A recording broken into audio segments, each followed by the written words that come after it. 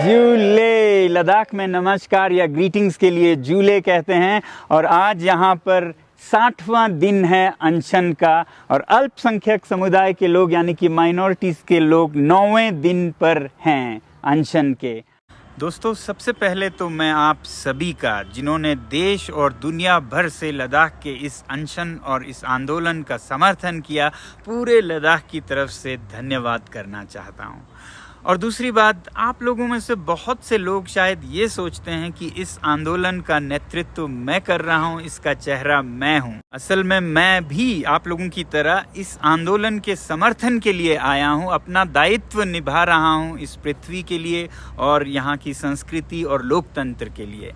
इस आंदोलन का नेतृत्व कर रही है एपेक्स बॉडी, जो कि बहुत सारे संस्थाओं का और धार्मिक नेताओं का एक संगठन है और उनके सर्वोच्च नेता हैं श्री थुप्स्टन सेवांग जी। चलिए आज मैं आपको परिचय दूं लद्दाख के इन नेताओं का, जिन्होंने लद्दाख को राह दिखाया है। श्री थुप्स्टन सेवांग अब 77 वर्ष के सबसे सम्मानित लद्दाख के नेता हैं और उन्हें लद्दाख के गांधी भी कहा जाता है। थुप्स्टन सेवांग जी ने अपना राजनीतिक जीवन 1972 में एक युवा नेता के रूप में शुरू की, जब उन्होंने एक आंदोलन छेड़ा लद्दाख को केंद्र प्रशासित प्रदेश बनाने के लिए। इस दौरान तत्कालीन जम्मू कश्मीर सरकार ने उन्हें बहुत यातनाएं दी, 40 दिन लगभग जेल में रखा और बहुत उत्पीड़न भी किया। उसके बाद भी वे लद्दाख की संस्कृति और प्रकृति को विभिन्न संस्थाओं में काम करते हुए नेतृत्व देते रहे। फिर 1979 में एक और आंदोलन छेड़ा गया लद्दाख को यूटी बनाने के लिए, जिसके फलस्वरूप 1995 में यूटी से थोड़ा घटकर लद्दाख ऑटोनोमस हिल काउंसिल का गठन हुआ और इसमें लद्दाख भर ने उन्हें निर्विरोध इसके अध्यक्ष के रूप में चुना और इस दौरान उन्होंने बहुत लद्दाख का विकास किया। एक सच्चे स्टेट्समैन की तरह उन्होंने सिर्फ 5 साल के काल के लिए नहीं, बल्कि पीढ़ियों के विकास के लिए ध्यान देते हुए शिक्षा में बहुत सुधार लाया।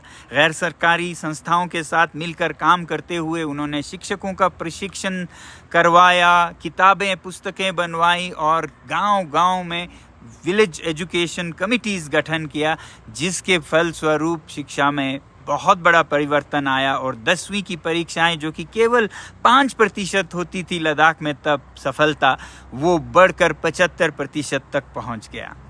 फिर 2004 से वो 5 साल के लिए लद्दाख के सांसद बने लोकसभा में। थुप्स्टन जी का एक ही लक्ष्य रहा था, लद्दाख को स्वायत्त दिलाना एक केंद्रीय प्रशासित प्रदेश के रूप में यानी कि यूटी के रूप में। फिर उन्होंने 2014 में भारतीय जनता पार्टी से नाता जोड़ा और उसके सांसद बने लद्दाख की तरफ से, क्योंकि भारतीय जनता पार्टी का वादा था कि लद्दाख को 6 महीने में वो यूटी बनाएंगे अगर वो सत्ता में आए। बीजेपी लद्दाख में कुछ दर्जनों लोगों की पार्टी थी, छोटी सी, और थुप्स्टन जी ने इस पार्टी को लद्दाख की सबसे बड़ी पार्टी के हद तक पहुंचाया और वो सांसद बनकर दिल्ली गए। मगर फिर 2018 तक आते आते उन्हें उम्मीद नहीं दिखी लद्दाख को यूटी बनाने की इस पार्टी द्वारा, तो उन्होंने इस सांसद के पद से भी इस्तीफा दे दिया और अलग हो गए। शायद इसी कारण से कि अगली बार जब 2019 में भारतीय जनता पार्टी की सरकार बनी तो उन्होंने लद्दाख को यूटी घोषित कर ही लिया। अब थुप्स्टन जी बहुत प्रसन्न हुए और फिर से भारतीय जनता पार्टी से नाता जोड़ने लगे।